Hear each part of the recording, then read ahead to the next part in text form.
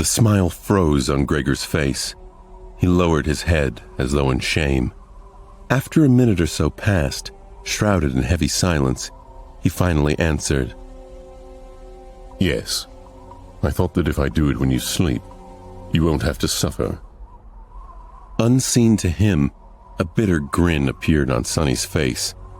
A long sigh escaped from the young soldier's lips. He rested his back against the cave's wall, still not looking up. "I don't expect you to forgive me.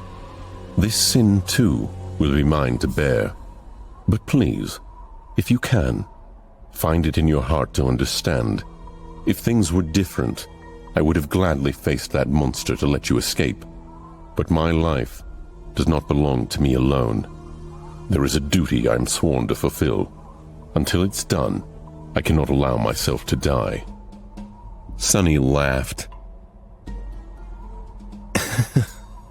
You people, look at you, planning to kill me and still insist on having a good excuse? How very convenient. I hate hypocrites like you the most. Why don't you be honest for once? Don't give me that crap. Just say it.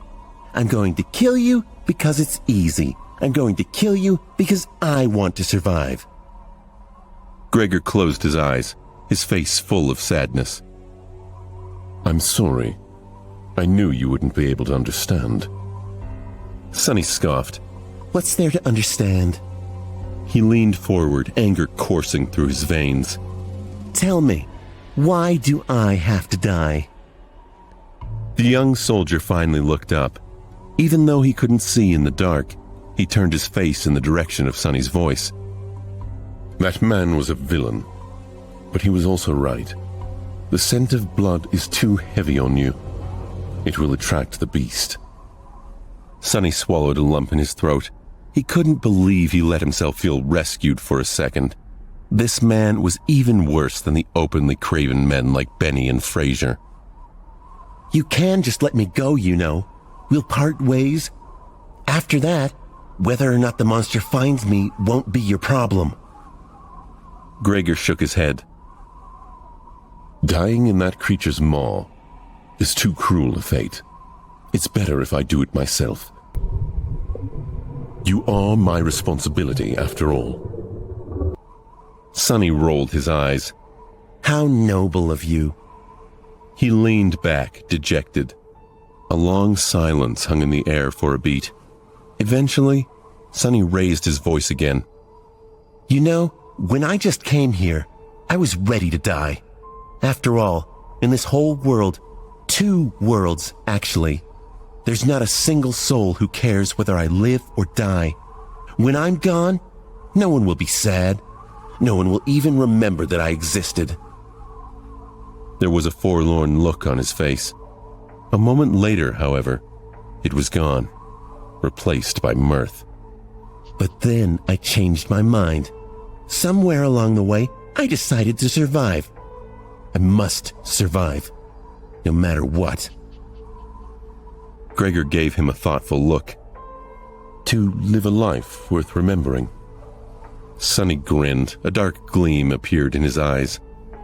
No, to spite you all. The young soldier was silent for a few moments, then nodded, accepting this answer. He rose to his feet. "Don't worry, I'll make it quick." Sonny scowled at him. Aren't you overly confident? What makes you think you'll be able to kill me? Maybe I'll kill you instead. Gregor shook his head. "I doubt that."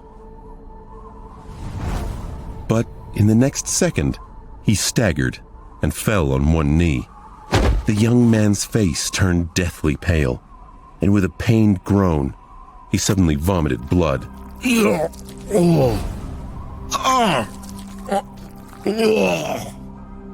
A satisfied smile appeared on Sonny's face.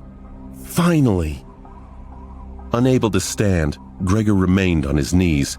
He braced himself against the cave wall. The lower part of his face was covered in blood.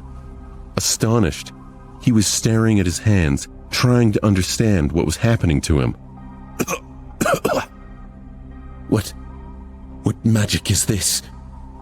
With wide eyes and a pale face, he turned to Sonny. Was that thief right? Did you put the curse of the Shadow God on us? Sonny sighed. I wish I had the ability to throw divine curses around. But no. To tell you the truth, I don't have any abilities at all. Gregor struggled to stand. Then, how? The young slave shrugged. That's why I poisoned you all. Gregor flinched, trying to comprehend his words. What? Sonny shrugged. After the tyrant first attacked, you sent me to search for water. While gathering flagons from the dead soldiers, I squeezed bloodbane juice into each one. Except my own, of course. Not enough to taste it, but enough to slowly kill anyone who would drink from them. The soldier gritted his teeth, struggling through the pain. A sudden realization appeared on his face. So that's why the other two were in such bad shape. Sonny nodded. Benny drank the most, so his condition worsened the fastest. Frasier was also not long for this world, but you finished him off before the poison could. Yourself, however, it was as though bloodbane did not affect you at all. I was really starting to get worried. Gregor's face darkened. I see. I understand. He thought about something, then looked at Sonny with surprise.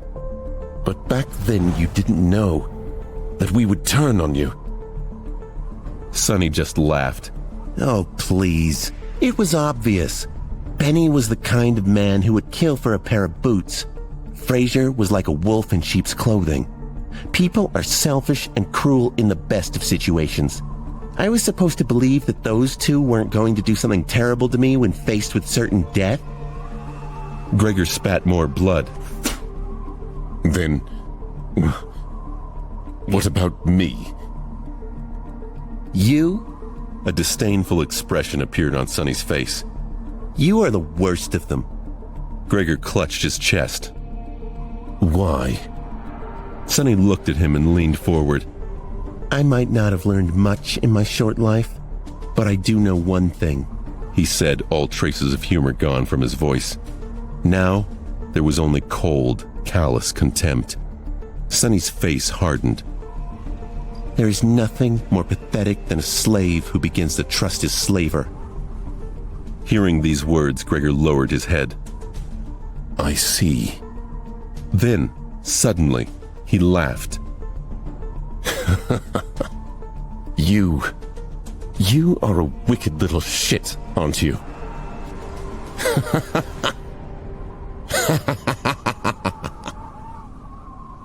Sonny chuckled. There's no need to be rude. But Gregor wasn't listening to him. Good. This is good. My conscience will be clearer. The young slave sighed in irritation. What are you mumbling about? Just die already. Gregor chuckled and suddenly pierced him with a stare. Somehow he didn't look so sick anymore. You see, that plan would have worked if I was a normal human. But alas, my soul core has awakened long ago. I've slain countless enemies and absorbed their power. Bloodbane poison, unpleasant as it may be, can never kill me. Sonny's eyes went wide. This situation had suddenly become very, very bad. Sonny turned around and tried to run away, but it was already too late. Something hit him in the back, sending his body crashing into the rock wall. Ah! With a scream, he felt a sharp pain piercing his left side. Rolling out of the cave, Sonny clutched his chest, scrambled back onto his feet, and ran, trying to escape the narrow crevice. He managed to reach the old path, finally being able to see the stars and the pale moon shining brightly in the night sky, but it was as far as he was able to get. As the cold voice sounded behind him, Sonny froze. Stop. If Gregor had an awakened soul core, he had no chance of getting away from him. In a fight, he had no chances at all. Turn around. The young slave obediently turned, holding his hands up. He looked at Gregor, who was wiping the blood off his face with a displeased look in his eyes. The two of them stared at each other, shivering in the murderous cold. Gregor's lip curled up at the side. Was it worth it? You know what? Never mind. Despite it all, I will be true to my promise. I'll make it quick. The soldier unsheathed his sword. Do you have any last words? Sonny did not answer. However, a small silver bell suddenly appeared in his hand. Gregor frowned. Where were you hiding that thing? Sonny shook the bell. A beautiful, clear ringing sound flowed over the mountain, filling the night with an enchanting melody. Panic rose in Gregor's voice. What are you doing? Stop! The young slave dutifully stopped. The soldier's eyes darted around the room, trying to determine what had just been done. What was... Right under Gregor's bewildered eyes, the silver bell disappeared into thin air. He looked at Sonny, stumped and suspicious. Tell me, what did you just do? But Sonny didn't answer. He hadn't said a single word ever since escaping the cave. Right now, he wasn't even breathing. Gregor, on the other hand, continued to speak. Tell me right now or you will regret it. Sonny would not be scared. He would not be intimidated. He was a child of the shadow, and they were wrapped in darkness. He looked past Gregor and stared into the darkness. A small smile grew, and it spurred panic in Gregor. What is it? What did you do?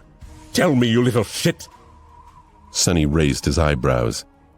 You'll find out. Soon.